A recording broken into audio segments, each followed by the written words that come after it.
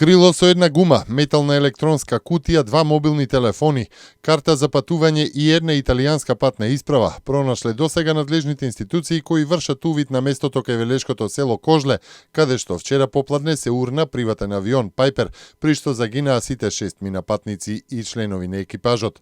Министерството за внатрешни работи соопшти дека во координација со другите надлежни институции преземаат мерки и активности за утврдување на сите поединости за авионската несреќа.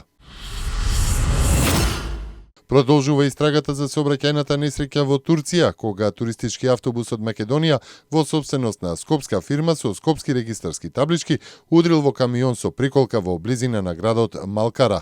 Во притвор се двајцата возачи на автобусот и на камионот. Во несреќата загина 45 годишен жител на Струмица, а беа повредени 38 патници, од кои 5 мина потешко. Денеска дома се враќаат речиси сите патници од автобусот, освен жената на која и била направена операција. По повод 8 септември, денот на независноста на Република Македонија, денеска во 18 часот и 30 минути од касарната Илинден во Скопје, ке се изврши почесна артилериска стрелба со испукување на 10 плутони од артилериски орудија од страна на единицата на артилерискиот батальон на АРМ, информираат од прес-службата на Генералштабот. СВР Куманово поднесе кривична пријава против кумановскиот градоначалник Зоран Дамјановски, како и против двајца раководители во локалната администрација, поради постоење основи на сомнение за сторено кривично дело злоупотреба на службената положба и овластување. Според МВР, Дамјановски во ноември 2008 година одобрил и ја пуштил во употреба реконструираната крстосница во Куманово меѓу булеварот Трета македонска ударна бригада, булеварот Октомвриска револуција и улицата Бранко Богдански Гуцман, иако знаел и бил должен да знае дека за истото дејствие потребна е употребна дозвола.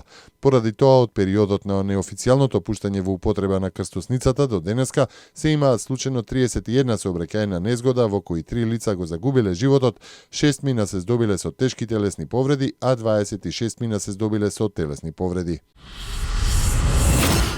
Најмалку 3 лица загинаа, едно се води како исчезнато во поплавите што го зафатија југоисточниот дел на Пелопонез, Грција. Властите соопштија дека неколку села се уште се изолирани и недостапни поради поплавените патишта. Во поплавите се удавиле и десетици животни. Невремето кое вчера попладне ја зафати Грција предизвика големи проблеми во целата земја, како и сообраќајни несреќи. Локалните власти бараат прогласување на воредна состојба. Од градот Солун се известува за десетици поплавени куќи и објекти.